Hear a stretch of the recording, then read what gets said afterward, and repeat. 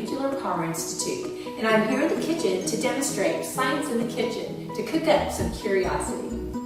So today's lesson is going to be on acid and bases. Guys, we're recording. Oh my, it's the Easter Bunny.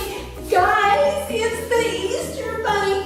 Easter Bunny, what are you doing here? What? Oh, what eggs? Guys, the Easter Bunny wants me to change my lesson. He doesn't just want it on acid and bases. He wants me to do the science of dyeing Easter eggs? What do y'all think? You think we should do it? The Easter Bunny thinks we should. Should we? I think we should. But do I have what we need? Let's see. Well, you know what? The good news is we do need acid and bases to dye Easter eggs. We need a few other things. Let's see. Well, obviously we need some eggs. Okay, so Easter Bunny, will you see if there are any eggs? Hopefully I have some boiled eggs in the refrigerator. Can you see if there's some in there?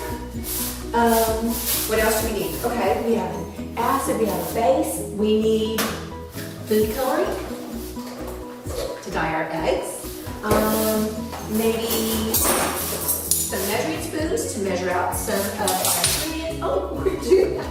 Good job, Easter Bunny.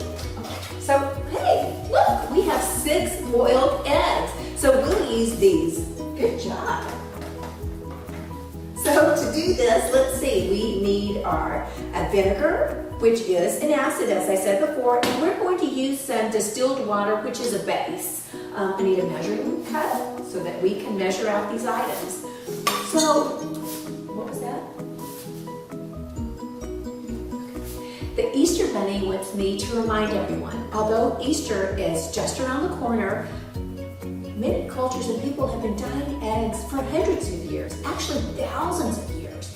They didn't have food coloring dye. Instead, they would use plants and fruits and vegetables to make their color for their eggs. So some of the ingredients that we're going to need to dye our eggs are vinegar, as I mentioned, distilled water. Distilled water is different than tap water because it has been purified to remove contaminants and minerals. So that's a really good thing to use, and it's also a base. So along with our water and vinegar, we need some food coloring. Now Easter Bunny, since we only have one bowl, I'm going to need you to pick out a color you'd like us to use, or maybe even several colors. Now while the Easter Bunny is doing that, I'm going to go ahead and pour in some of our distilled water in with our boiled eggs.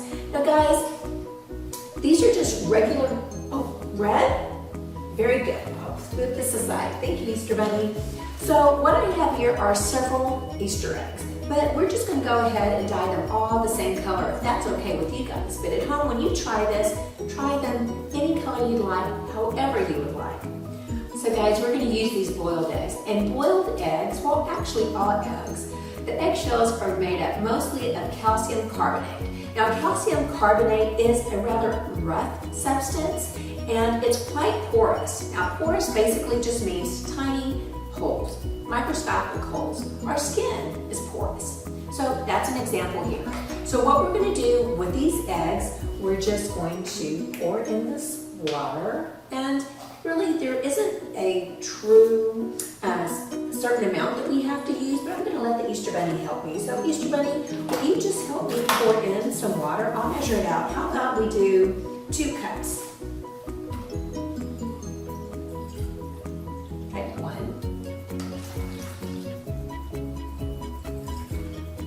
Thank you.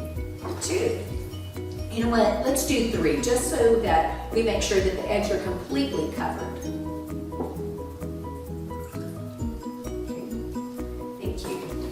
And then with that, we're going to add the vinegar. Now, as I mentioned, vinegar is an acid.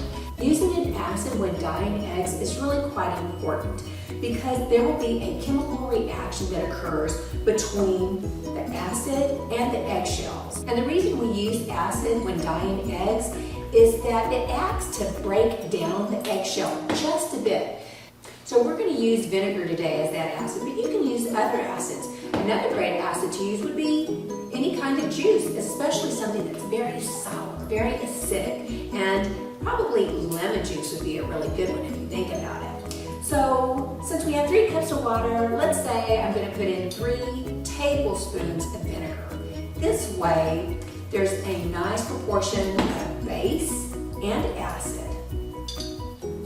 Now again, as we let this vinegar, this acid, interact with the base, it begins to cause that chemical reaction that will start to slightly break down the eggshell. And that allows the color that we're going to add to help penetrate the eggshell. So what do you think? How many drops? 4? That's a little bit more than 4. So put in our color. We're going to mix it about. Thank you, Easter Bunny. One more, you think? Oh, one more. Okay. We want to make sure the color is really saturated. And what I mean by saturated is the color is intense. It is absorbed to its maximum potential. Now, we can let that sit for just a few minutes. You don't want to let them soak too long because, as I mentioned, the acid will start to break down the eggshell, and we don't want the eggshell to be totally broken down and weaken its structure, and really we don't want the dye to go through the eggshell and change the actual color of the egg. So we'll let it sit for a few minutes. Now remember, when you're doing this at home, you can use any colors you want.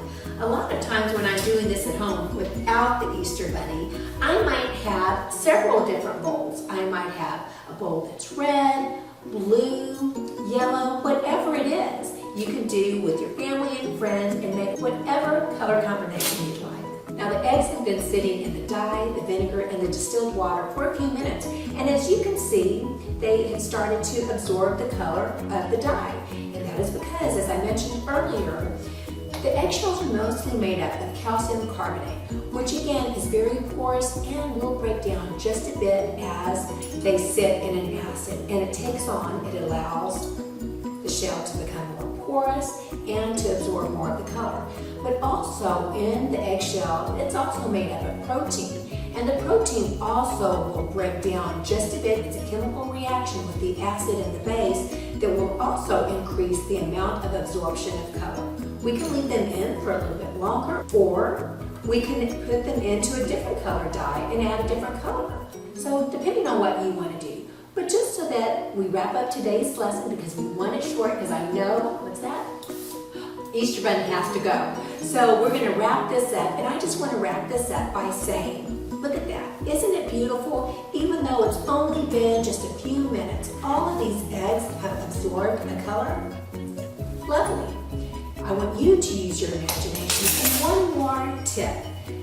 Did you also know that your teeth are also made up of calcium carbonate? And that's why when we drink things or eat things that are acidic, it will change the color of our teeth. So think about that. If you want your teeth to stay white and fresh looking, you probably need to stay away from things that have a lot of dye in them, that have a lot of acid in them, because it will also change the color of your teeth. So Easter Bunny, what about you? Where are you off to now?